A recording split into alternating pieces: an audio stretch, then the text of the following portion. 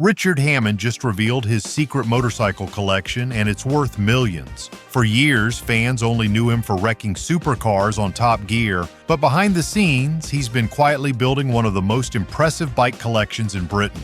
From 19 and 20s classics to modern superbikes, every machine tells a story, and every single one still runs. Today, the doors open, the engines start. Watch till the end to find out the truth about Hammond's obsession. The barn door opens. The air feels thick with oil and memory when Richard Hammond rolls open the doors of his barn. There is no stage light, no corporate banner, just sunlight falling across a line of motorcycles that look too real to be curated. The small cough of fuel valves, the soft tick of cooling fins, and the smell of stale petrol hang together like a hymn for old mechanics. One by one, he pulls them into view. Machines built not for display, but for the road and the man who still can't stop talking about them. For years, riders wondered what Hammond truly kept hidden. Now that the secret is out, every motor tells a story the internet could never fake. There's dust on the pipes, finger marks on the tanks, and a dozen half-finished ideas still wearing their age with pride. When an engine hesitates to start, it's not failure. It's proof of life. These sounds, those imperfections, they matter more than showroom polish. The moment a bike starts coughing smoke into open air, the myth becomes fact. You can't fake a real lineup. Every throttle twist is a receipt of time spent in the saddle, not time spent filming. And for any rider who's ever dreamed of owning machines that mean something, this reveal hits home. The air settles, the echoes fade, and a deeper heartbeat begins. The sound of German precision warming to life. If you're loving this deep dive into Hammond's legendary collection, hit that like button and drop a comment. Tell us which bike you'd steal the keys to first. Boxer truths. The sound changes when the BMWs take center stage.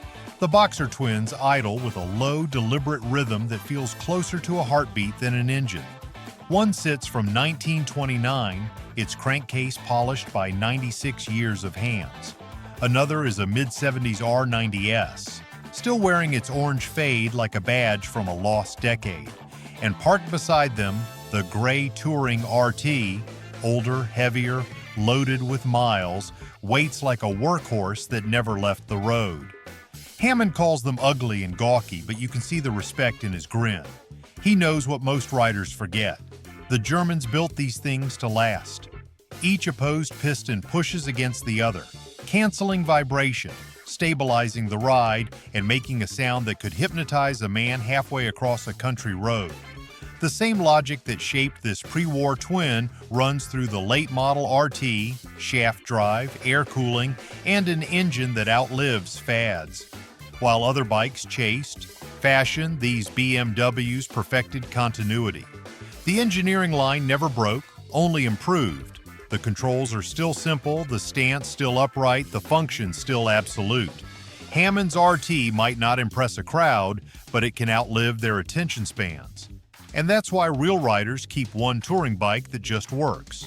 It becomes the spine of a garage, the one machine that gets you home when every other toy is sleeping. Real bikes, real stories, and the gear to match. Hit the description to grab yours. Poster age Japan. Every rider born before 1985 remembers this era. It smelled like two-stroke oil and teenage ambition. Hammond walks over to a Kawasaki ZX-R 750, its twin intake pipes staring forward like the nostrils of a predator. He laughs, remembering the shop windows of the 80s when kids pressed their faces to the glass, dreaming about ram air power and color-matched leathers. Next to it sits a KR-1S, bare panels, half rebuilt, a two-stroke that refuses to die quietly. Below 7,000 revolutions, it feels broken. Past that, it screams like a banshee unleashed. Then the camera moves to the Suzuki Katana. Sharp edges, gunmetal stance. It looked like the future had arrived on two wheels. Back then, nobody had ever seen lines that angular. It didn't need to be the fastest. It just needed to look dangerous parked outside the cafe. And beyond it sits the GSX-R 1100, the end of an era when more cubic centimeters meant more bragging rights. In its day, that bike was a throne on wheels. This isn't nostalgia for nostalgia's sake, it's the proof of how Japan taught the world to dream faster. These machines minted the sound of speed itself. They built the fantasy every kid wanted and the memory every adult still chases. British thoroughbreds. The tone shifts when the British steel rolls forward. The Norton sits tall, black and lean, its featherbed frame hugging the air like a bowstring pulled tight. Hammond calls it a little rocket, and he isn't exaggerating. This one raced for real decades ago. You can still see the wear marks on the tank where the rider's knees once held fast at full tilt. It's been rebuilt, not restored. Updated onto a featherbed frame to gain stiffness and lose weight, even back when materials were scarce. There's history in its welds, and it moves with a thoroughbred's nervous confidence. Then comes the Bras Superior, the so-called Rolls-Royce of motorcycles. Lawrence of Arabia rode one and died on it, a line that alone could fill 10 documentaries. Hammond knows the legend, but he treats it like a friend, not a relic. Built in the 1920s, the Bra wasn't one company's parts. It was everyone's best. George Bra picked the finest forks, the strongest frames, the smoothest engines, and combined them into something no other factory could match. A Bra didn't just cost money, it demanded it, often equal to a house on a British street. Standing beside these two machines, Hammond's voice drops. It's not just admiration, it's reverence for builders who thought ahead of their century. They built by feel, by weight, by balance, and by pride. Every nut and lever meant something personal. Today's collectors still chase that principle. Receipts, documents, period parts, the truth written in metal.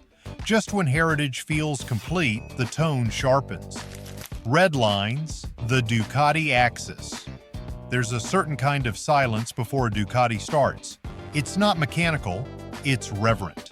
Richard Hammond stands over his pair of red Italians, both built from the same idea that style can be as powerful as speed. The first is a 916, the machine that reshaped what a superbike should look like. The second, a Fogarty SPS, numbered, rare, dripping with carbon fiber and intent. He knows what he has here, design history that can still make a man's pulse jump. The dry clutch chatters like cutlery in a drawer, and the bike's stance looks like it's ready to strike.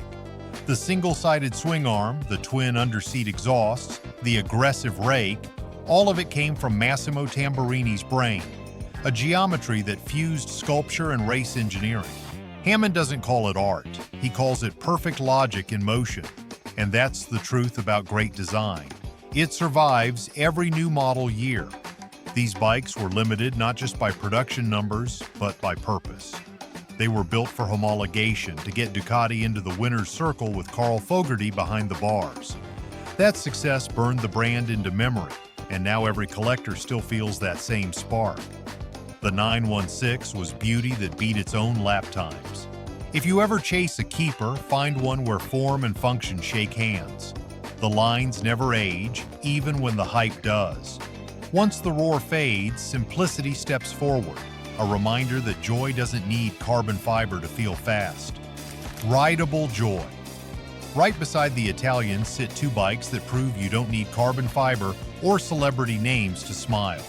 Hammond's Royal Enfield Interceptor 650 is the kind of machine that reminds you why you ever fell in love with riding. No aerodynamic wings, no dashboards that glow like spaceships, just chrome, paint, and the low thrum of a simple parallel twin. The seat looks right, the tank fits, and when he turns the key, the bike answers without hesitation. That's real reliability dressed in nostalgia. Next to it rests a Sealy frame carrying Honda CB running gear, a racer's idea of practicality. Hammond grins when he starts it because the noise that comes out isn't polite. It's a reminder that mechanical creativity doesn't need corporate permission. The Sealy Honda feels handmade in every rev, a kind of joy that no software update can replace. This chapter of the collection proves that accessibility can be beautiful. You don't need to remortgage your house to find a bike that stirs something deep. What matters is how easily it makes you want to ride. These two start on the first push, warm up fast, and never ask for special treatment. They're proof that the best part of collecting is riding what you own. The lens widens again. A single machine dominates the horizon, 6 cylinders across. The wall of cylinders. When the camera pans across the Honda CBX, the air changes. 6 cylinders sit shoulder to shoulder, stretching across the frame like an industrial skyline. Hammond walks around it slowly, eyes tracing the fins, the pipes, the enormity of the thing. To most people, it's overkill. To anyone who's ever listened to a high-revving inline 6, it's symphony.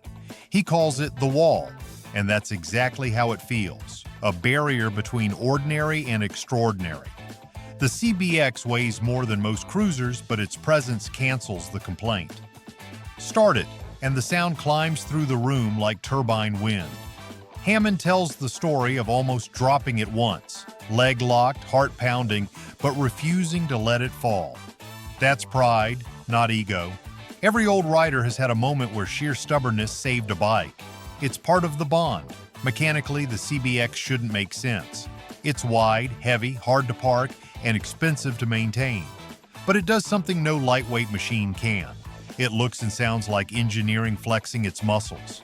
This is spectacle that earned its keep, the kind of over-the-top logic that defines a golden age.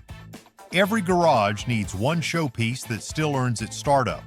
The CBX is Hammond's. It's his monument to mechanical ambition. When the echoes die down, the story splits in two. Tradition on one side, pure defiance on the other. Two Indians, ritual versus rebellion. To close this section, Hammond shifts from order to chaos. On one side stands a 1940s Indian chief, all fenders and flowing lines, the color of deep cherry lacquer and war-era craftsmanship. He demonstrates the foot clutch and hand shift combo, laughing about how everything feels in the wrong place. The throttle sits on the left, the ignition on the right.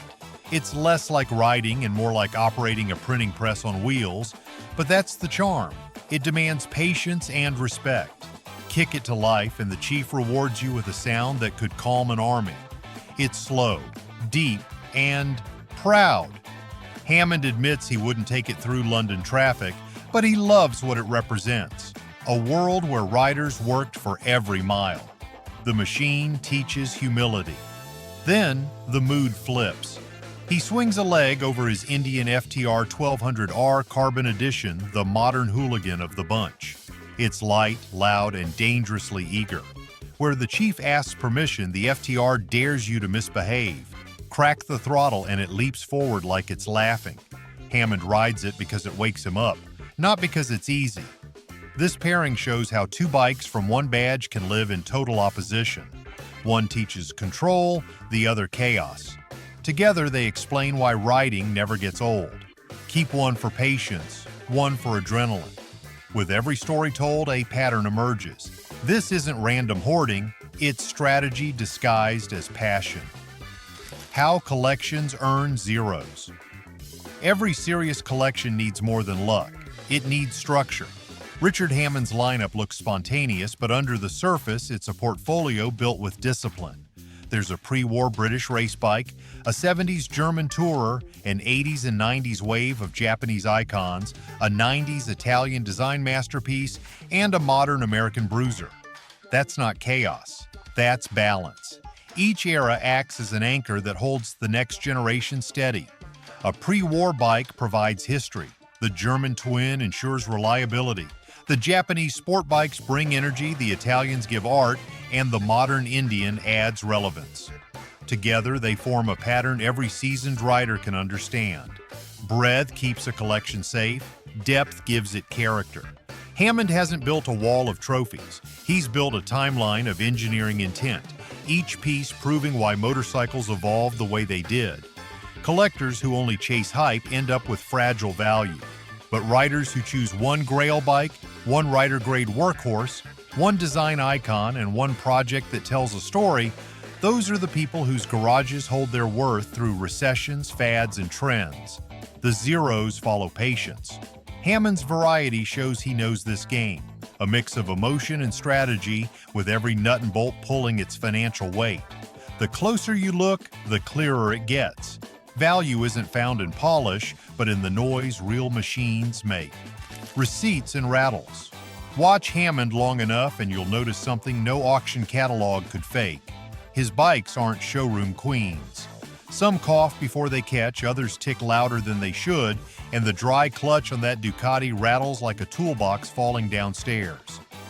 But that's the language of truth. Any real rider can tell more about a motorcycle in 5 seconds of startup noise than in 5 pages of appraisal paperwork.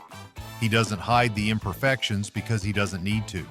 When an old BMW takes a few tries to start or a two-stroke smokes out the frame, that's authenticity talking. The difference between a collector and a curator is simple. One hides the flaws, the other understands them. Hammond proves that the honesty of operation, the tickle, the prime, the smell of fuel matters more than polish. Perfection is sterile. Imperfection is evidence. When a bike breathes, you know it's alive. Every rattle, every stumble, every idle that wavers tells a story about miles, not money. And that's why smart buyers listen before they read. The camera catches what contracts can't. Running engines and warm oil. Hammond's collection gains trust not through gloss but through grit. It's the same rule any real biker lives by. If you can start it, you can trust it.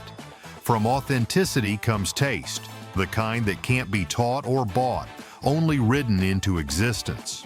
Taste over trend. Walk through Hammond's barn and you'll see something that separates him from trend chasers. He keeps what he likes, not what sells.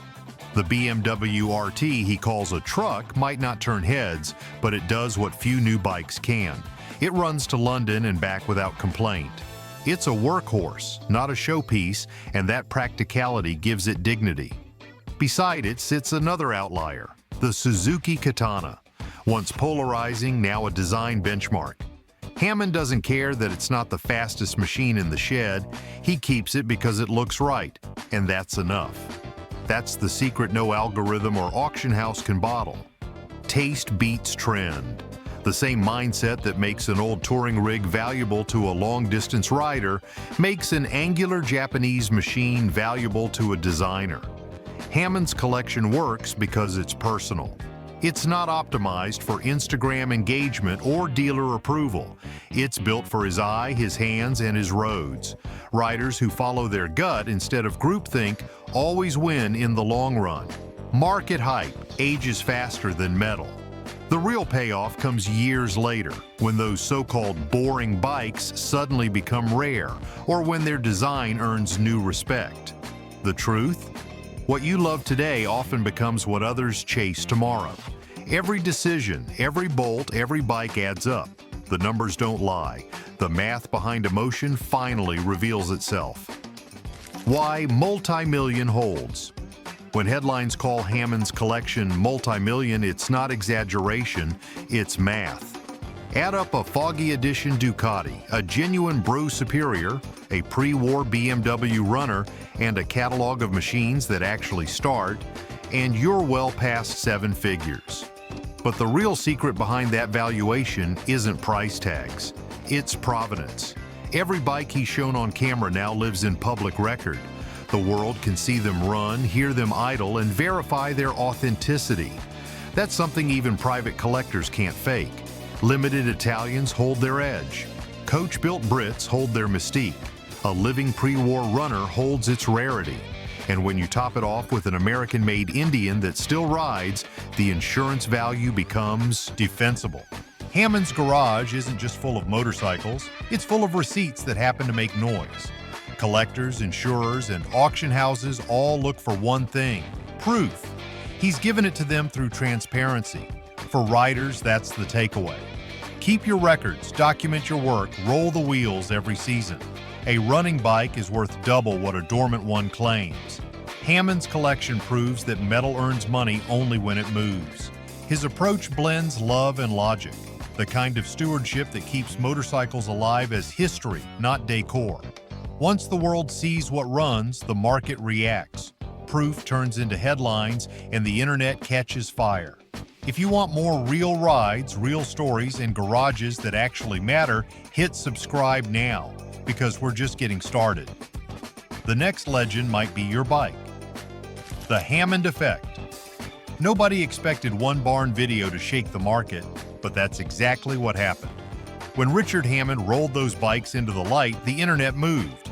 Within 24 hours, searches for Foggy SPS tripled. Two-stroke forums lit up over the KR1S, and even auction houses reported new listings for GSXR 1100s and pre-war BMWs. That's attention economics at work, the invisible currency of modern collecting. One man opens a door and 1,000 browsers start hunting for carb kits and old VIN numbers. Every click is a tiny market nudge. When riders watch a video of a Katana revving to life, someone else checks eBay to see what's left. When a bra superior trends for a day, the price of period-correct bolts climbs by nightfall. The effect doesn't last forever, but it doesn't need to. The internet only has to look twice before the next buyer believes there's a rush. Hammond never asked for this influence. It came naturally through authenticity. The lesson is simple. Attention fuels demand faster than production can react. That's why savvy riders and sellers pay attention to timing. If you see a spike forming, move early. Stage your listings with detail shots, sound clips, and paperwork. The collector's market doesn't run on luck anymore. It runs on clicks and credibility. The ripple doesn't end online. It reaches every counter, every mechanic, every garage that smells like oil and ambition. Dealer desk and parts counter. What happens on YouTube shows up at the parts counter within a week. Call any independent mechanic after a viral reveal and they'll tell you, suddenly everyone wants the same carb kits, clutch plates, or featherbed hardware. The dealers can't keep up, but the local shops see it coming. They hear the buzz before it hits the mainstream. One rider calls asking for a specific gasket. The next day, 3 more call for the same thing. That's when smart shop owners start stocking boxes before the prices climb. Hammond's collection has created a parts ripple that only real riders notice. Every time a forgotten model trends, the service tickets start piling up. The old Japanese two-strokes, they drain the shelves of pistons and plug caps. The Ducati SPS, every dry clutch pack gets back ordered. Even the Indian FTR sees spikes in tire orders after a clip goes live.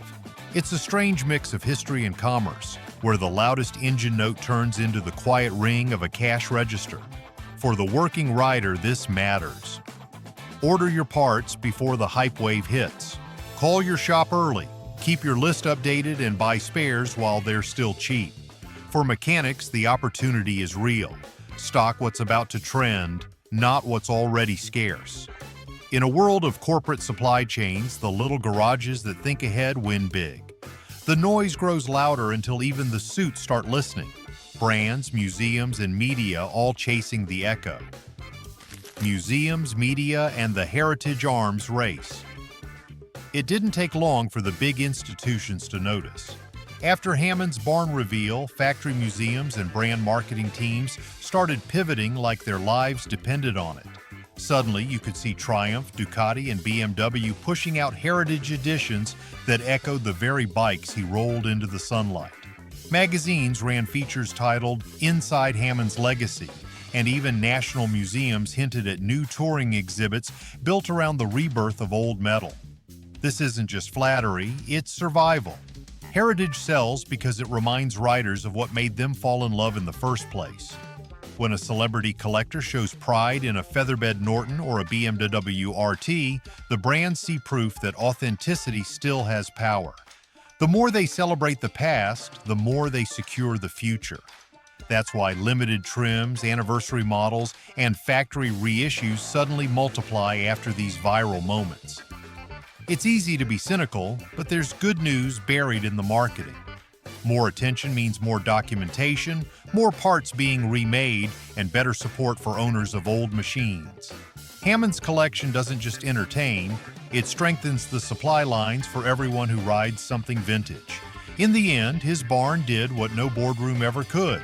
It made the world remember that the best stories still live in the smell of oil and the sound of steel. When the hype clears, only one question remains. What can you build with your own hands right where you are? Your blueprint. Now the camera fades and the real question lands back on you. What does a collection like this teach an ordinary rider with an ordinary garage? It teaches method. You don't need 30 motorcycles to build something meaningful, you just need direction. Start with 4 categories: 1 grail, 1 rider, 1 design icon, and 1 story project. That's the blueprint Hammond unknowingly handed out. It's a way to build pride you can prove, metal you can start, and value you can defend. Your grail is the bike that makes you emotional. Maybe it's the Harley that carried you across 3 states, or the Goldwing your father rode. Your rider is the one that starts every week, the workhorse that keeps your miles honest.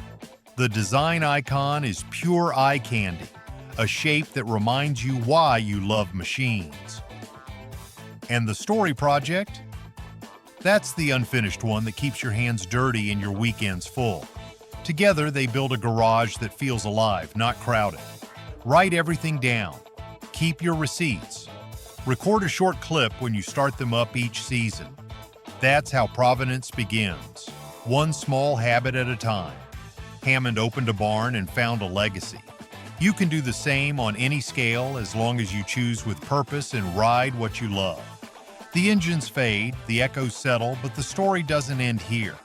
Every machine in Hammond's barn proves that passion still burns louder than polish. If this deep dive into real bikes, real stories, and real history hit the throttle for you, show it some love, drop a comment below and tell us which ride stole your heart. Smash that like button to keep the engines running, and subscribe for more stories that breathe oil, steel, and soul. Because the next legend might just be waiting in your own garage.